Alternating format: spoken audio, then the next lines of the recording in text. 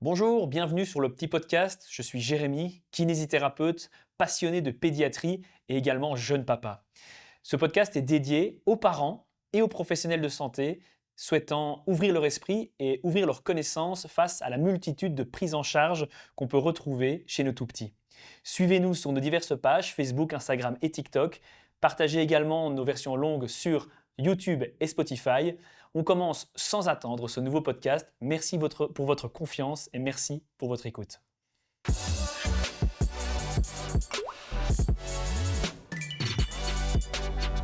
Bonjour à tous, bienvenue dans ce petit podcast, encore une fois pour parler de pédiatrie. Je vous le rappelle, on parle de pédiatrie au sens large, médical, paramédical et médecine parallèle. Aujourd'hui, on plonge dans le médical pour parler de l'ORL. C'est Neïma Degouche qui vient nous expliquer ce monde qui est parfois un peu inaccessible. On va parler d'otite, de développement moteur, de la sphère évidemment ORL au sens large, mais également de la surdité. Neïma va nous expliquer ça mieux que moi, donc je vais lui laisser la parole. Bonjour Neïma, Bonjour Jérémy, merci d'être là avec nous aujourd'hui. avec plaisir. Alors, est-ce qu'en quelques mots, tu peux te présenter d'un point de vue privé rapidement, mais surtout en termes professionnels, qui tu es? Ben, professionnel, hein, ce sera le plus simple. Donc, moi, je D'accord. suis ORL, spécialiste aussi en revalidation, voilà, et d'autres choses. Mais dans mon activité professionnelle, je me suis occupée la moitié du temps d'enfants et la Mhm. moitié du temps d'adultes, surtout des problèmes d'oreille, surdité et vertige. Et alors, parallèlement à mon activité clinique dans un hôpital universitaire, j'ai aussi enseigné en médecine, en logopédie, en kiné, les troubles ORL qui me concernent. D'accord. Et donc, tu es aussi professeur. Oui, Voilà. Et c'est où que tu es prof? c'était à Louvain, Oui. donc dans la faculté de médecine, faculté de psychologie, parce que la logopédie faisait partie de la faculté de Ok. psychologie, et en audiologie, et en kiné. Et en Et en kiné? kiné. Ah ben voilà. À partir de quel âge on peut aller voir l'ORL? Parce que tu dis que tu as une partie de patientèle qui est enfant, mais c'est à partir de quel âge que tu as les enfants? Dès la naissance, enfin, ou en tout cas, ça peut être dès la naissance. Donc s'ils ont des, troubles ORL, une malformation ORL par exemple, Ah oui. l'ORL peut intervenir très vite. Et puis il y a le programme de dépistage néonatal de la surdité qui se fait en maternité ou en tout cas dans les premiers jours de la vie. De quoi s'agit-il? Donc en fait, c'est un programme de dépistage qu'on dit universel, donc tous les enfants passent pour essayer de détecter le plus rapidement possible des troubles d'audition chez l'enfant. Parce que si les troubles d'audition ne sont pas détectés à temps, ça va avoir un impact sur le développement du langage et le développement global de l'enfant. Donc il y Ok. a un programme qui a été mis en place un peu partout dans le monde pour les détecter rapidement. Et donc du coup, si le dépistage ne passe pas tout de suite, l'ORL, voit parfois l'enfant à ce moment-là, donc à quelques jours de vie. Ah oui, donc vraiment très précocement, quoi, Oui, oui, finalement. oui, Et quand oui. tu dis tout petit, c'est tout petit, quoi. Oui, c'est tout petit et puis c'est jusqu'à la fin de vie. Donc Oui, on a la donc chance de d'avoir un beau pouvoir avoir panel. voir des enfants de la D'accord. naissance, c'est mieux que Tintin. Finalement, quelles sont les raisons les plus fréquentes que tu rencontres en consultation? Pour les tout petits, hein, bien sûr. Donc tout dépend de l'âge. Donc si c'est les tout petits, c'est plutôt un doute sur, l'audition, Mmh. c'est plus souvent, ce problème-là. Chez les enfants à partir de quelques mois, c'est les infections, donc les problèmes de rhume ou les problèmes d'otite. Chez les enfants un peu plus tard, c'est le retard de langage, donc ils viennent pour vérifier qu'il n'y a pas un problème d'audition ou un facteur, ORL qui peut expliquer Ouais, bien ce sûr. retard de langage. Puis après, c'est les problèmes infectieux.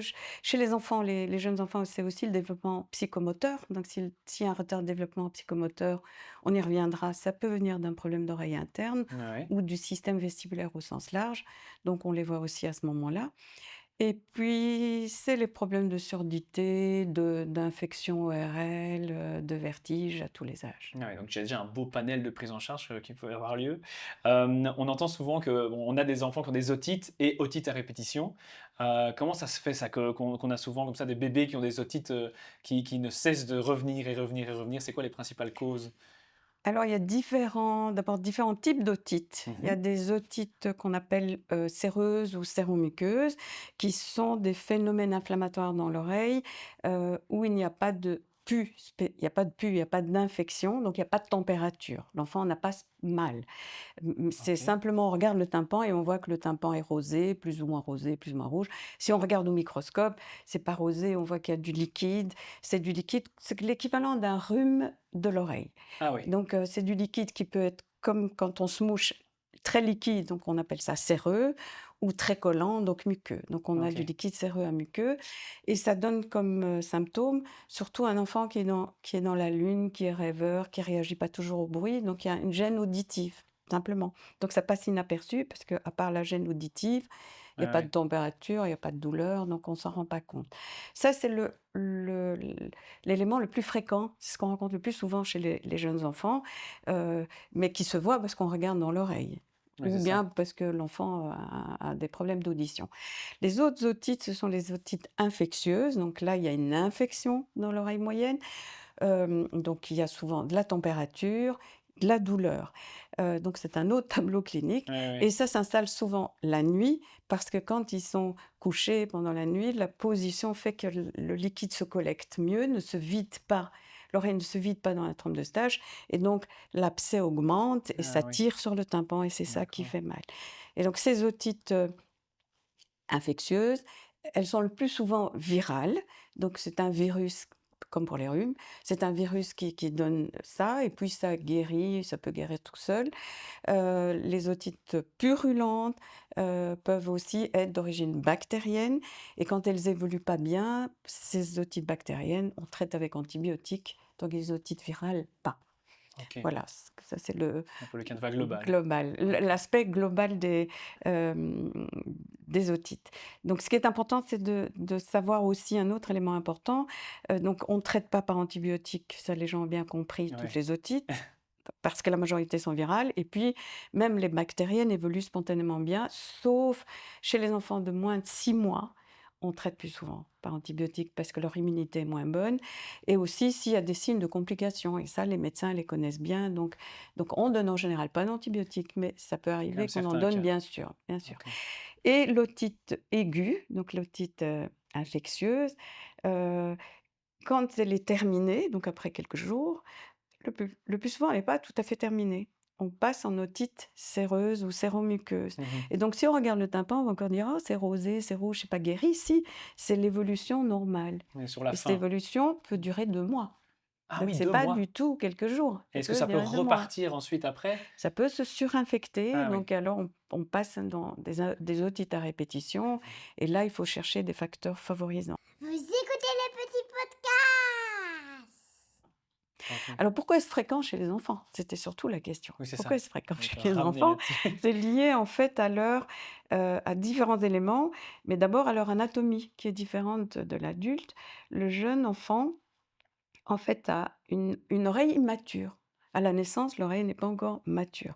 Elle est réellement mature vers l'âge de 6-7 ans. C'est pour ça que les otites sont des problèmes d'enfants, à la crèche et puis en maternelle, mais Mmh quasi mh. plus après ou très rarement après. Heu, En fait, ce qui permet à l'oreille moyenne, donc c'est l'oreille derrière le tympan, l'oreille moyenne de bien fonctionner, elle doit être remplie d'air. Pour qu'elle soit bien remplie d'air, il faut que la trompe d'Eustache, qui est l'espèce de cheminée qui part de l'oreille moyenne et qui arrive au fond du nez, que cette trompe d'Eustache, fonctionne bien, permette au liquide de partir, aux sécrétions de partir et à l'air d'arriver depuis le nez. Et il faut aussi qu'il y ait assez de réserve d'air dans l'oreille moyenne. Donc dans l'oreille moyenne et la mastoïde. Ah Or, il oui, y en a oui. quasi pas, la mastoïde est quasi pas développée à la naissance, il y a très peu, il y a juste une petite cellule et la mastoïde grossit petit à petit et c'est qu'à partir de l'âge de 5-6 ans qu'elle a un volume suffisant. Donc il y a pas assez d'air qui arrive par la trompe d'Eustache et les sécrétions partent pas bien par la trompe d'Eustache et il y a pas de réservoir d'air. Mmh mh. Donc bah, du coup, Ça il y a macère. facilement une dépression dans l'oreille. Donc comme quand on a un rhume ou Ouais, quand ouais, ouais. on voyage en avion, donc on a un problème de pression et une dépression dans l'oreille et cette dépression fait qu'il y a du liquide qui sort des vaisseaux, qui sort de la muqueuse et qui arrive dans l'oreille moyenne. Ça, c'est le liquide séreux, comme Ah de oui. l'eau et puis, il y a une réaction inflammatoire de la muqueuse, puisque du liquide dans l'oreille moyenne, du liquide sur une muqueuse, ça finit par s'enflammer. Donc il y a des sécrétions, les glandes se stimulent et là, il y a des sécrétions muqueuses, collantes. C'est pour ça qu'on a une otite séromuqueuse et donc c'est un problème très banal, très fréquent chez les jeunes enfants, presque normal l'hiver. Si on prend une classe de première maternelle l'hiver, c'est presque normal d'avoir une otite séromuqueuse, c'est pas une maladie en Ah tant que oui, telle, OK. sauf si ça donne des symptômes. Et donc il y a 2 problèmes, si j'ai bien compris. Il y a ce problème de dépression qui va stimuler la muqueuse et donc produire, mais en plus, ça ne s'évacue pas bien par la trompe d'Eustache. Voilà. Donc c'est un cercle vicieux, quoi. Voilà et ça ne s'évacue pas parce que l'anatomie n'est pas encore favorable. Les muscles qui permettent d'ouvrir la trompe d'Eustache ne sont pas encore fonctionnels, ou Mmh. n'adhèrent pas encore bien, n'ouvrent pas encore bien cette trompe d'Eustache. Donc, elle ne s'ouvre pas et elle ne se ferme pas, pour jouer son rôle.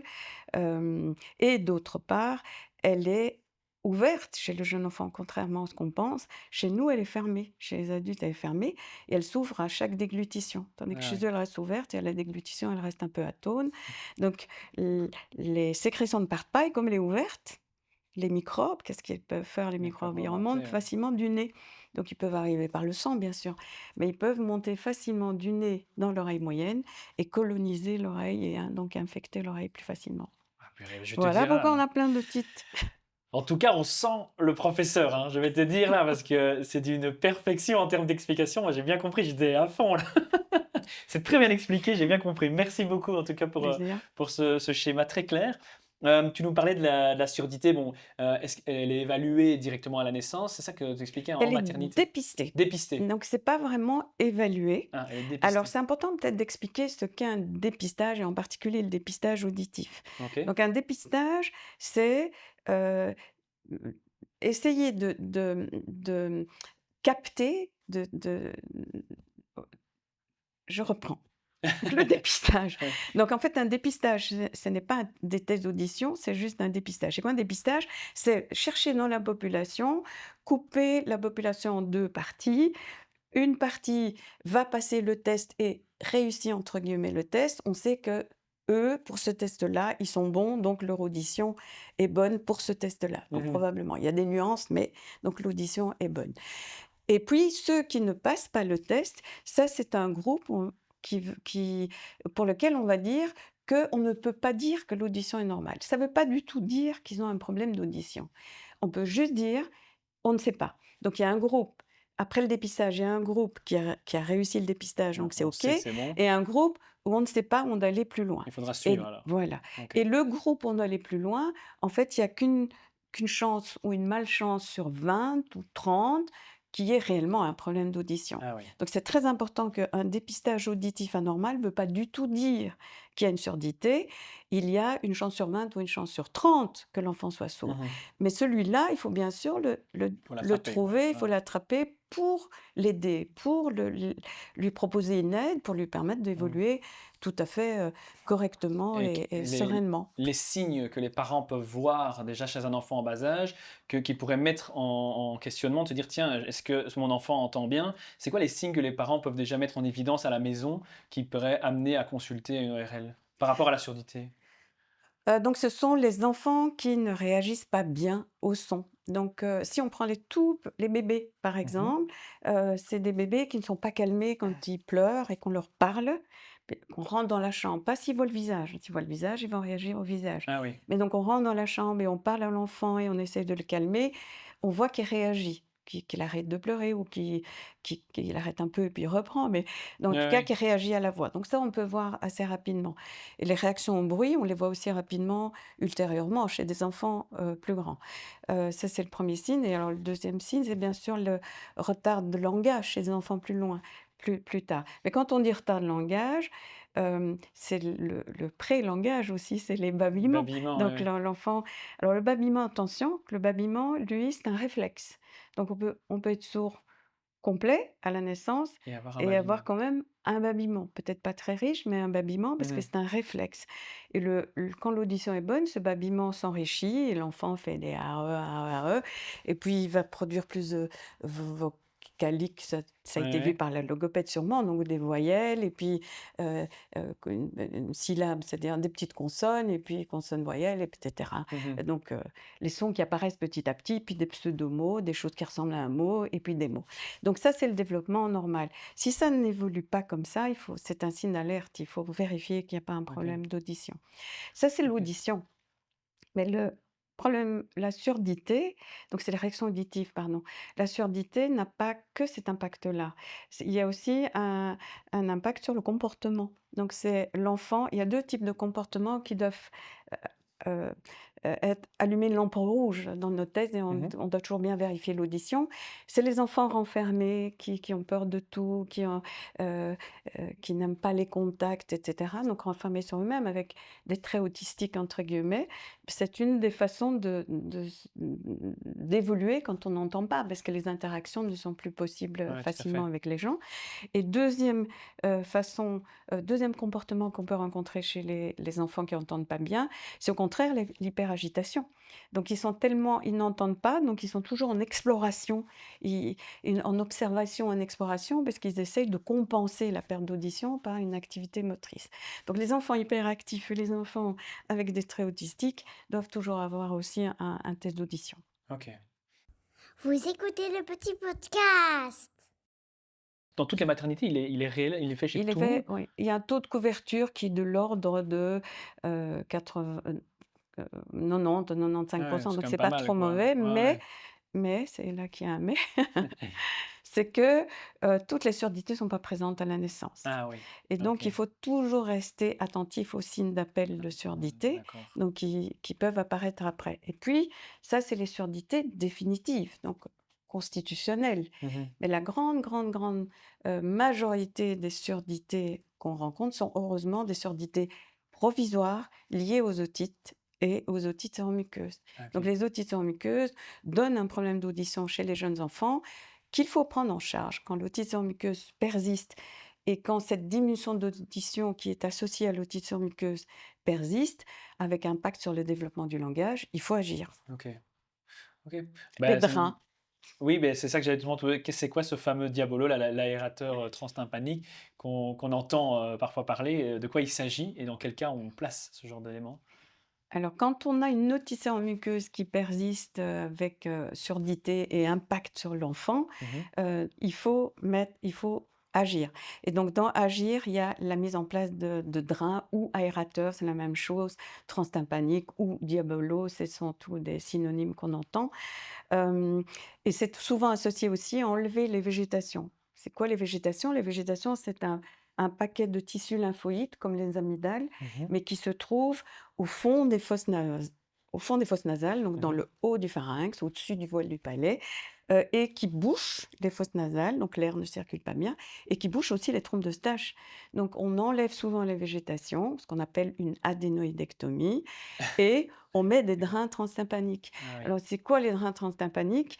Il faut imaginer que c'est comme, c'est peut-être qu'on connaît un peu moins ça, mais comme les boîtes de conserve, une boîte de lait de conserve, Mmh. si on fait un trou en dessous, le lait ne coule pas, Ouais, il faut un appel d'air, ouais. et si on fait un trou au-dessus, l'air, voilà, il y a un appel d'air et ça va couler par le trou. Bien, la trompe d'Eustache, c'est le trou du bas, ça coule pas. On fait un trou au niveau du tympan, c'est l'appel d'air qui fait Mmh. Et donc circuler ça le recoule liquide, malgré tout? ça repart, ça doit pas partir dans le nez. Ah oui, Donc ça oui, ne peut pas couler. pas Si sortir de ça l'oreille. coule, c'est qu'il y a une hypersécrétion et qu'il y a une infection, et donc il faut OK, traiter. Voilà, OK. donc c'est pas parce qu'on met un drain que l'oreille coule, et il faut pas penser que c'est normal que l'oreille coule. Mmh. Quand ça coule avec un drain, c'est infecté dans quasi tous les cas, et donc là, c'est un traitement spécifique, bien sûr. OK. Donc ça va quand même repartir dans la trompe de stage, quoi, finalement. Oui, OK. oui, et donc l'oreille s'assèche, et donc les osselets peuvent de nouveau bouger correctement Mmh. et on peut de nouveau entendre OK. correctement. L'eau, dans les oreilles, oui, l'eau dans les oreilles à la piscine, est-ce qu'il faut s'en inquiéter pour les tout petits ou pas? On entend souvent ça, Non. qu'on a peur qu'il y ait trop de l'eau qui rentre dans les oreilles, en fait, qui crée de nouveau, qui vient stagner dans l'oreille. Est-ce que c'est une vérité ou Non. une Donc croyance? s'il y a pas de perforation dans le tympan, donc c'est pas un tympan perforé à cause d'otite, heu, ou avec drain, il y a des nuances, on peut en parler Mmh. tout à l'heure. Donc l'eau dans l'oreille, un tympan fermé, l'eau dans l'oreille, c'est pas un problème. Oui, Non, il faut pas chipoter. Moins on chipote dans les oreilles, mieux c'est. OK. Maintenant, dans certaines piscines privées, si on passe tout l'été à nager et que l'eau n'est pas parfaitement bien, suivie, au Oui, niveau, heu comment dirais-je, infectieux, des infections, on peut effectivement avoir des otites externes, mais c'est rare chez les jeunes enfants, hein, c'est plutôt chez les adultes qu'on rencontre ça. OK. Et donc non, il faut pas faire d'obsession avec l'eau à frotter, non. Donc on peut sauter dans la piscine. On peut sauter dans la piscine. On le conseille, on Ça le prescrit. va. Ça va. On va repartir sur, ce que tu me Peut-être par le drain. oui, Oui, en cas donc de s'il y a un drain, drain, parce que ça c'est une question qui revient souvent, ouais. est-ce que je peux mettre de l'eau ou pas dans l'oreille? Donc quand il y a un drain, le drain c'est comme les pailles en plastique qu'on n'a plus puisque c'est des pailles en Oui, papier, mais oui. enfin si on met une goutte d'eau, ça ne glisse pas. Donc il y a ce qu'on appelle la tension superficielle, la Ouais. goutte reste au-dessus. C'est la même chose au niveau du drain. Donc l'eau du robinet ne va pas rentrer dans le drain. L'eau, qui chlorée ne rentre pas non plus, l'eau de mer non plus, la plupart du temps.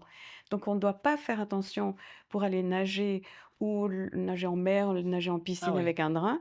Il y a des études anciennes qui ont montré que quand, on mettait des bouchons chez des enfants avec drain et qu'on leur mettait un bouchon, pour aller nager, ils avaient plus d'infections. Il y avait plus de risques d'infection que de ne pas mettre de bouchon. Donc non, il ne faut pas mettre de bouchon. Donc on peut avoir la tête dans l'eau avec un drain, c'est pas dramatique? C'est pas dramatique. On doit faire OK. attention à l'eau savonneuse parce que l'eau savonneuse, la Ah oui, tension superficielle n'est plus la même ça et ça glisse. glisse. Et l'eau, ionisée, donc les piscines, ionisées, ça glisse bien. Donc OK. là, il faut mettre des bouchons dans Donc les en oreilles. mer, ça va, dans En le bain, ça mer, va sau pas? à moins d'aller nager à côté d'une bouche d'égout ou d'égout, l'eau Ça va. salée, normalement, ça va. OK. On va revenir un instant sur ce que tu nous parlais au début par rapport au système vestibulaire, par rapport, Mmh. au développement moteur. C'est quoi le lien entre les troubles, ORL et l'équilibre, les problèmes d'équilibre qu'on peut rencontrer chez les enfants?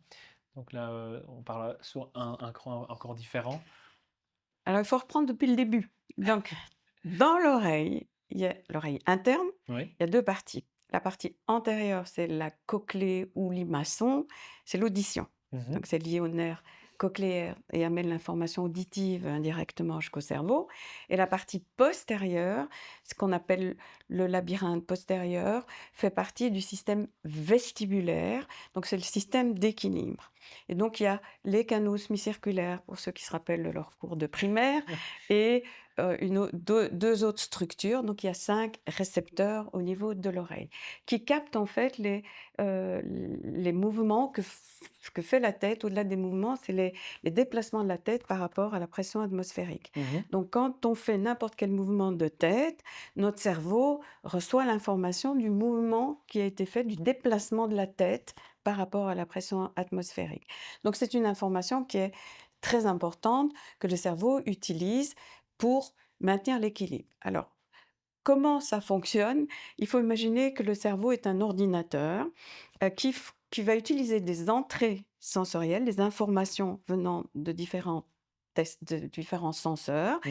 Il mélange un peu tout ça et après avoir traité ces informations, les avoir intégrées, il va contrôler 4 choses fondamentales. La première chose, c'est la perception du corps dans l'espace et la perception de l'espace. Donc quand le système vestibulaire fonctionne bien, on n'est pas conscient de son corps et on n'est pas conscient que l'espace, il y a quelque chose de spécial. Par contre, dès que ça ne fonctionne pas bien, eh bien, on a l'impression qu'on a la tête légère ou qu'on flotte ou comme la gueule de bois, par exemple, Ouais. voilà, ou les vertiges. Donc ça, c'est la première information, c'est la perception. Deuxième information fondamentale, c'est la stabilité du regard quand on bouge, ce qu'on appelle l'acuité visuelle dynamique, c'est pas statique. Mmh. Donc, quand on a un problème d'oreille, si on ne bouge pas la tête, on on voit 10/10. Par contre, quand on bouge la tête, on n'a plus un bon contrôle du regard. Donc si je tourne la tête et que je te regarde, eh bien mes yeux vont bouger dans l'autre sens. Ouais, Et ouais. ce mouvement des yeux dans l'autre sens, c'est les oreilles qui pilotent les yeux. Ben, ce pilotage des yeux ne se passe plus très bien. Et donc l'œil ne bouge pas à la bonne vitesse et on perd la vision une fraction de seconde. Donc ça donne des sensations, on voit pas bien, on frotte les yeux, et Mmh. cetera. Donc la stabilité de la vision. Et troisième fonction très importante, c'est la stabilité du corps. Donc on peut bouger la tête, et cetera, mais on ne tombe pas parce que nos oreilles contrôlent la contraction dans tous les muscles du corps pour maintenir le corps stable, quel que soit le mouvement Mmh. qui est fait. Donc stabilité posturale et stabilité visuelle sont bien sûr très importantes.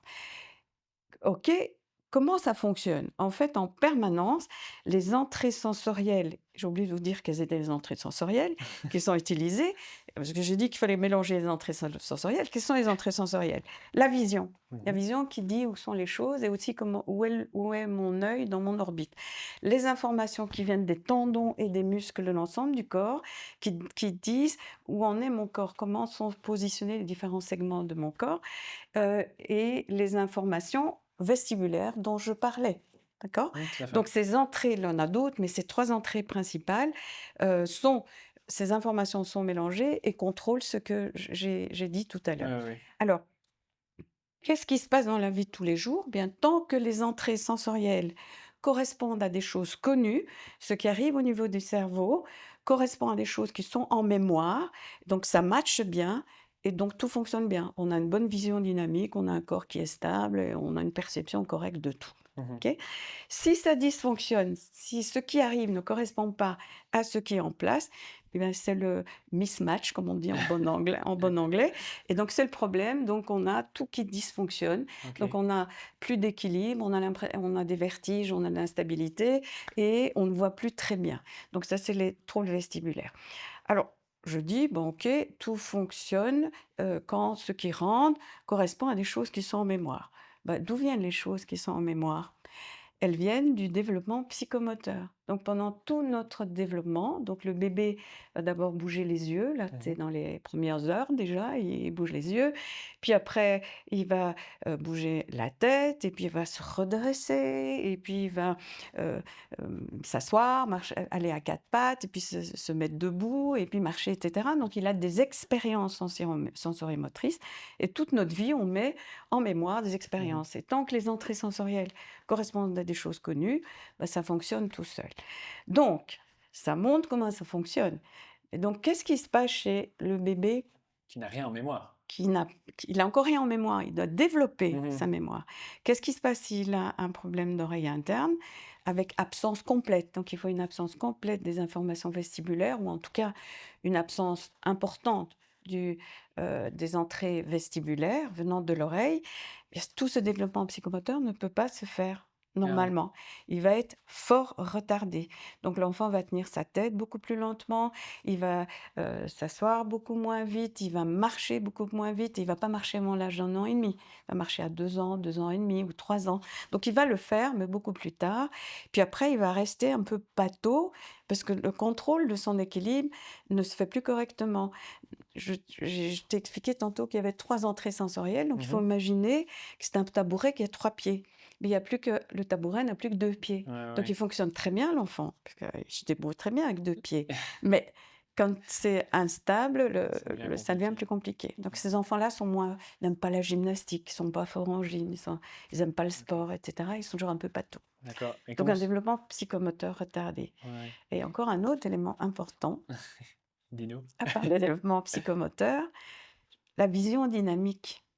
Mmh. Donc ça, c'est très important, Que tu la vision expliquais juste dynamique. avant, Ouais. ça. Et donc, qu'est-ce qui se passe quand on apprend à lire et à écrire? Qu'est-ce qui se passe quand on apprend à parler?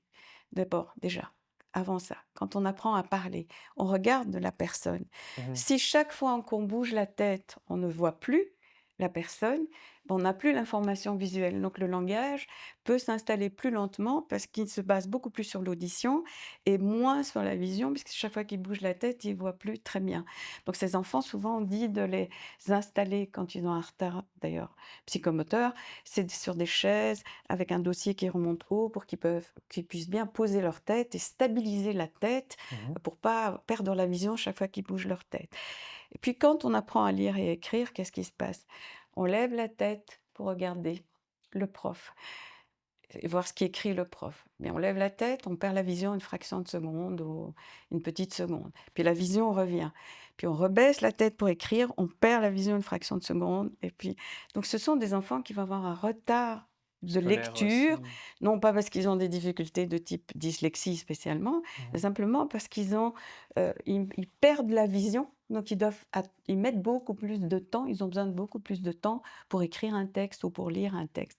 Et quand vous lisez, c'est la même chose. Quand on lit, on bouge la tête. Eux, ils doivent absolument pas bouger la tête parce que sinon, ça ne va Ouais. plus. Vous écoutez le petit podcast. Donc on voit que des problèmes d'oreille qui ont l'air très anecdotiques peuvent avoir vraiment un impact très très important sur le Mais là, développement de effectivement, l'enfant. tu parles déjà des enfants qui sont à l'école, etc. Comment est-ce qu'on va détecter ça et dépister ça en ORL pour bilanter et voir si un enfant a un problème d'oreille interne ou pas? C'est quoi le diagnostic? Retard psychomoteur, donc le signe C'est le d'appel, premier c'est signe. oui, retard de développement psychomoteur, la surdité bien sûr. Mais Mm. quand on suit un enfant sourd, on le sait. Mais l'enfant Ouais. entendant, on ne va pas y penser spécialement. Donc dans les Ouais. retards de développement psychomoteur, ils sont pas tous dus à des problèmes neurologiques centraux Mhm. avec, une atteinte du cerveau importante. Ça peut être un problème d'oreille interne, bien sûr, ça existe aussi, mais ça peut être un problème d'oreille interne, donc il faut faire un bilan vestibulaire et donc il y a des tests qui se font chez les Ok. ORL. Et tu me parlais en amont de ce podcast qu'on attendait quand même 18 mois. Si l'enfant marche pas à 18 mois, on fait ce test vestibulaire alors. Oui, oui, mais on peut faire les tests même avant. Même avant? Ah oui, oui, oui, Ouais. même avant. On peut faire les tests vestibulaires. La marche normale, c'est jusque 18 mois. Mhm. Donc si l'enfant ne marche pas à 18 mois, c'est pas normal. Donc en fait, on doit s'inquiéter pour les marches non acquises à 18 mois. C'est plutôt ça le Ouais, oui, c'est message. ça. Ouais. Oui. Et sinon, non, on teste très tôt. Les enfants, par exemple, qui naissent sourds, très sourds, ce qu'on appelle surdité profonde ou Mhm. sévère, ils ont un implant cochléaire, qui est un type d'appareil auditif qu'on implante dans l'oreille interne. Et souvent, on leur fait un test vestibulaire pour voir comment fonctionne leur système d'équilibre, pour les prendre en charge correctement, avant de mettre l'implant cochléaire. Mhm. Et l'implant est mis vers l'âge entre 6 et 9 mois, parfois. Ah oui, Donc ils sont déjà. déjà testés à 6 mois. Ah oui, Oui, oui. oui, oui. Ok. Ok, on va juste revenir un instant sur ce qu'on parlait tout à l'heure des otites et comme quoi on était enrhumé. J'aurais voulu te demander, un bébé enrhumé en permanence, est-ce que c'est normal ou est-ce qu'on doit s'en inquiéter? Tout dépend de la saison. Si Oui. c'est et tout dépend où vit l'enfant. Donc l'enfant qui va en crèche et l'hiver, bah, qu'il ait un rhume et qu'il traîne et qui peut traîner toute la saison, Mm. c'est Pas pas du tout alarmant. étonnant. Par contre, ce qui est important dans ce cas-là, c'est quand même vérifier que l'enfant respire bien.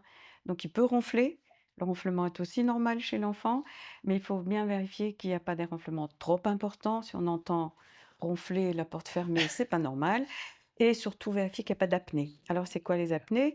C'est l'enfant qui ronfle, puis un arrêt de ronflement et une reprise. Donc c'est très fort. Ça, c'est en fait le sommeil. Donc l'enfant ne respire plus Mhm. parce que les voies respiratoires sont obstruées. C'est tellement bouché que ça s'obstrue pour différentes raisons, mais ça peut s'obstruer. Et donc il doit se réveiller. Son sommeil devient moins profond. Et donc quand le sommeil devient plus léger, les muscles se contractent et il retire sur ses muscles pharyngés, Mhm. il respire de nouveau. Et ça, c'est dangereux. Donc là, il faut pas laisser, il faut voir l'ORL, il faut agir. Alors pourquoi est-ce que les enfants font des infections à répétition? Hem, i D'abord, il y a le mode de vie. Donc les enfants en crèche s'infectent les uns les autres, donc c'est encore assez classique. Donc Ouais. parfois on dit: «Il faut essayer quand on n'en sort pas, voir si on peut pas mettre l'enfant 15 jours hors de la crèche». Mhm. Ça, c'est une première chose et puis il y a les terrains allergiques. Donc les enfants qui sont allergiques en particulier à cet âge-là, les petits au lait, mais pas que au lait, aux protéines de lait, et le reflux gastro-œsophagien. Les enfants qui ont beaucoup de reflux, heu, le reflux irrite le pharynx, donc il y a une irritation aussi au niveau des trompes de Stache, des végétations, donc ils s'infectent et ils font des otites et des rhumes à répétition. Ok, donc il peut y Voilà. avoir quand même plusieurs facteurs finalement à Plusieurs ce genre. facteurs, donc ça Ok. les médecins connaissent bien, donc les D'accord. pédiatres connaissent Et bien, les ORL connaissent bien, donc c'est des choses assez classiques. ok. Et est-ce que ces troubles ORL, ils peuvent avoir un impact sur l'alimentation? Oui, un enfant qui a le nez, complètement bouché, bah, a des difficultés de déglutition. Il doit essayer de respirer et de mâcher, donc c'est pas toujours, Ouais, c'est ça. évident. Ça, c'est une première chose. Maintenant, il y a des problèmes ORL qui font que l'enfant mangent mal aussi. Donc des grosses amygdales, c'est un signe quand l'enfant mange pas bien, il faut toujours vérifier aussi le volume des amygdales. Si les amygdales sont trop grosses, il y a pas assez d'espace pour, déglutir et c'est une indication pour enlever les amygdales, ce qu'on Ah oui. appelle l'amygdalectomie. Heu, Maintenant, on a des enfants qui sont hypotoniques, qui ont un retard de développement et de maturation neurologique et qui sont un peu hypotoniques. Donc souvent la bouche reste un peu ouverte, ils bavent, donc il leur faut un peu de temps pour développer une tonicité Mmh. normale. Donc ces enfants-là aussi vont plus facilement avoir des troubles de déglutition parce qu'ils n'ont pas une bonne tonicité. Ouais, ouais. Une malformation du voile du palais, donc il y a certaines malformations qui ne se voient pas, ce qu'on appelle la fente du palais, mais la fente sous-muqueuse. Donc la muqueuse est entière, mais les muscles sont fendus. Ces enfants-là vont avoir des régurgitations nasales. Ils avalent pas bien, le lait revient par le nez. Donc le lait qui revient tout le temps par le nez, il faut bien vérifier. Les médecins aussi connaissent bien ce problème-là. Il faut vérifier le voile du palais. Mmh, d'accord. Par rapport à le titre qu'on parlait tout à l'heure et des enfants enrhumés à répétition, c'est quoi les gestes à éviter et surtout à faire pour les parents? On parle aussi de lavage de nez et cetera. Ce serait quoi, toi, tes conseils par rapport à ça? Donc s'il y a des sécrétions nasales, c'est de faire quand même un lavage de nez avec du sérum physiologique. Quand ils sont tout petits, c'est plutôt les petites, Une pipette, ampoules, ouais? pipettes là ou les ampoules, de laver et que ça ressorte, d'essayer que ça Mmh. ressorte. On n'aime plus trop aspirer, pourtant je trouve que ça donne pas trop mal pour pas blesser, mais ça donne pas trop mal pour, récupérer quand même des sécrétions, voilà. Chez les enfants un peu plus grands, on peut utiliser des sprays avec, du sérum physiologique ou de l'eau salée, l'eau de mer et cetera. Ça donne pas trop mal non plus. Maintenant, il ne faut pas faire une obsession de laver ce nez tout le temps. Donc l'enfant, il faut pas laver le nez des enfants tous les jours préventivement. C'est pour moi, ça n'a pas de sens. Il faut laver quand ça s'infecte, quand on voit qu'il y a des sécrétions. Il faut pas Mmh. être obsédé par, un nez propre et il faut apprendre Ouais. très, très rapidement aux enfants à se moucher. Donc les enfants qui ont des rhumes très souvent, ils se mouchent à partir de l'âge d'1 an, hein. C'est pas rare du tout qu'ils Mmh. arrivent à souffler, leur apprendre à souffler parce que ça, c'est le meilleur traitement, c'est le mouchage. OK, et c'est quoi pour toi les plus grandes idées reçues que tu entends en cabinet, le plus souvent, que les parents viennent te dire: «Ah, il faut faire ça, ça ou ça», autour de ces sujets-là ou en termes des troubles ORL? On ne s'est pas testé l'audition des enfants avant l'âge de 3 ans, Ah oui. c'est faux. On s'est testé l'audition des enfants à la naissance, donc ça, c'est vraiment le parlant d'ineptie, ça, c'est une ineptie. Voilà. D'accord, Ce qu'il y a, c'est d'accord. que pour tester les enfants, il faut aller dans des centres spécialisés qui font ce qu'on appelle la pédoaudiométrie, donc des tests d'audition chez les tout petits. Mmh. Voilà. Donc il faut jamais se laisser dire qu'on ne sait pas tester l'audition des Donc jeunes en cas enfants. de doute, il faut pas hésiter, Non, faire un test, ça il sera faut toujours bon, aller dans les quoi. centres d'audiophonologie ou Mmh. dans les centres pédiatriques où on teste les jeunes enfants. OK. J'aurais aimé avoir ton avis, je sais que c'est pas peut-être, ton sujet préféré, mais, heu, quel est ton avis toi sur les frénectomies qui sont, un sujet, délicat? On en entend de plus en plus parler au niveau des frénectomies en dessous la pour les freins restrictifs de la langue. Je sais Il pas n'y a si toi tu pas as un avis là-dessus?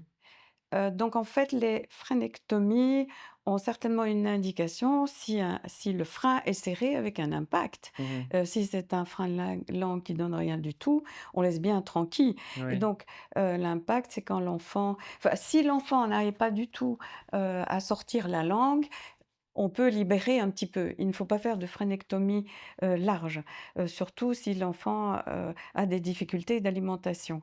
Mais donc c'est vraiment une minorité des enfants chez qui il faut sectionner le frein de langue. La Mmh. plupart du temps, il faut bien laisser les freins, là où ils sont, hein. D'accord. Donc D'accord. c'est vraiment quand la langue est bloquée qu'il faut agir. D'accord. Si tu avais un message à donner aux jeunes parents ou aux parents à venir, pour les rassurer avec, tout ça, ce serait quoi? Un message de professeur, qui dirait, par rapport aux otites, à toutes OK, les inquiétudes qu'on peut d'accord, oui. avoir. Ah oui, donc il ne faut pas avoir d'inquiétude. Les otites, c'est une évolution normale chez les enfants et l'otite sur la muqueuse en particulier, c'est tout à fait banal et normal chez les enfants. Mmh. Un enfant normal peut faire 3 à 4 otites par an, donc ce OK. n'est pas du tout inquiétant et le nez qui coule dans nos contrées tout l'hiver chez un jeune enfant à la crèche et dans les premières années de maternelle, c'est aussi assez banal, il ne faut pas s'inquiéter de ça. Mmh. À leur apprendre à se moucher. Oui, chose très importante, à mâcher. à mâcher, à travailler la sphère ce qu'on appelle bucco-oropharyngée. Ouais, Ça a ouais. certainement été vu par la logopède. Mmh. Donc il faut mâcher, il ne faut pas manger que mou et en particulier que, je ne sais pas moi, heu, des boulettes et des saucisses. Ça va, c'est entendu. J'aurais une dernière question que j'aurais voulu te poser. À quel moment, en tant que parent, on peut se dire: «Tiens, je vais aller voir l'ORL»? Parce que c'est vrai qu'on a tendance à directement aller voir son médecin traitant. Est-ce que pour voir un ORL, on doit avoir l'avis préalable de son médecin traitant? Ou si on a, le souhait, on peut se dire: «Beh, moi ça m'inquiète, je vais voir l'ORL et prendre rendez-vous chez l'ORL», même si ça n'a pas, finalement lieu ou d'intérêt d'y aller, mais ne fût-ce que pour être rassuré? Donc en fait, une médecine bien organisée, c'est quand même une médecine avec différents, comment dirais-je? Niveaux. C'est pas niveau hiérarchique, pas du tout. C'est une organisation Mmh. et donc la 1re chose, c'est d'avoir un médecin référent. Donc Mmh. le médecin traitant, parfois les gens pour les tout petits bébés prennent ou les tout petits prennent un pédiatre, peu importe. Donc le médecin référent, c'est d'abord lui qu'il faut voir parce que il peut rassurer, il peut éliminer les choses les plus fréquentes et il peut adresser à l'ORL, s'il a un doute. Maintenant si, les parents ont des doutes, n'ont pas de réponse à leurs questions, il est évident qu'il faut passer au niveau de l'ORL et quand il y a un problème, un doute sur l'audition, il ne faut pas hésiter à prendre rendez-vous avec l'ORL puisque le temps d'avoir le rendez-vous ORL, on a déjà le temps de voir si c'est une otite en muqueuse qui disparaît et le D'accord, médecin traitant peut le voir. OK. Bah, écoute Naïma, merci beaucoup, d'avoir répondu à toutes Plaisir. mes questions. La dernière chose, c'est qu'est-ce qu'on peut te souhaiter pour la suite? À toi, qui a déjà fait tant de choses, au niveau de ton boulot, mais même pour la suite à venir, ce serait quoi tes projets? Ah, mais de continuer à rencontrer des gens, qui m'apportent du bonheur. C'est très beau, on termine sur cette note d'émotion. Voilà. En tout cas, un grand merci d'avoir joué le jeu, d'avoir été avec nous aujourd'hui. Merci Avec beaucoup pour plaisir. ta présence. Merci également à vous qui nous suivez, sur le petit podcast. N'hésitez pas à encore partager, à parler du podcast autour de vous. C'est ça, qui permet de faire vivre et de faire, véhiculer les messages, ici qu'on propose. Merci pour votre confiance. N'hésitez pas également à nous laisser des commentaires et on essaiera d'y répondre dans les plus brefs délais. Merci à tous et encore merci à toi Naïma.